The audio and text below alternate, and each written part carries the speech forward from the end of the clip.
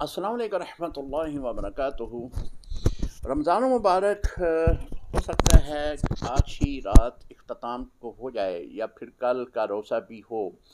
ईद के इस अल्लाह की तरफ से जो बड़ी नेमत का करार दी गई है ईद का दिन, उस पर इस ईद पर एक अहम पैगाम ये है कि ये ईद जो है वो सादगी के साथ मनाएं।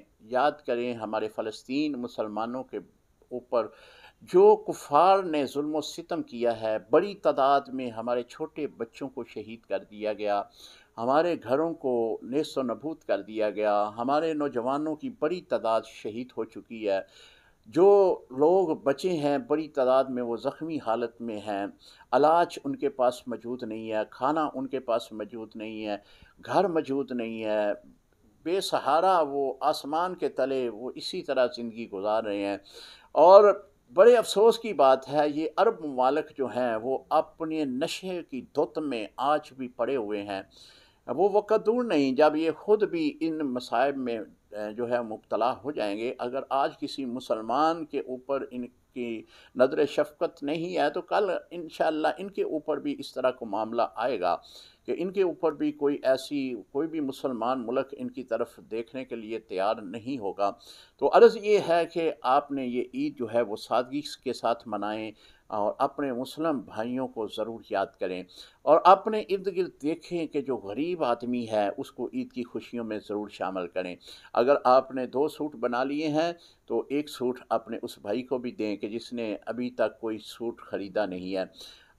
जिसके पास ईद के दिन खाने के लिए कुछ नहीं है। ईद खुशी का दिन है, खुशी मनाएँ। नबी अलैहिस्सलातु वस्सलाम की हदीस मुबारक है कि जो रमज़ान मुबारक के रोज़े रख लेता है और फिर ईद मनाने के लिए ईदगाह की तरफ जाता है तो ईद पढ़ने के बाद अल्लाह रब्बुल इज़्ज़त उसके सभी गुनाह माफ़ फरमा देता है। ईद बड़ी खुशी का दिन है, लेकिन इस बार खुशी जो है निहायत आजिज़ी और इनकिसारी के साथ ईद के दिन को मनाएँ।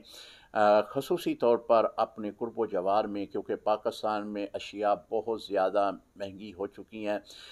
गरीब जो है वो बेचारा इस बार बड़ी तादाद में नए कपड़े पहनने से आजिज़ हो गया है, नए कपड़े बना नहीं सका।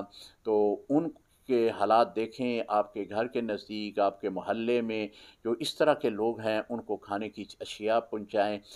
उनको जो है खाने के लिए चीज़ें दें, उनको लिबास दें। कोई बात नहीं है अगर आपने ईद के ऊपर इस बार 2 कपड़े बनाए हैं तो 1 कपड़ा उनको दे दीजिएगा। अगर आपने खाने के लिए घर में ₹1000 का सामान लाए हैं तो उसमें ₹500 का सामान जो है उसके गरीब के घर में ज़रूर पहुँचाएँ। अस्सलामु अलैकुम व रहमतुल्लाहि व बरकातुहू।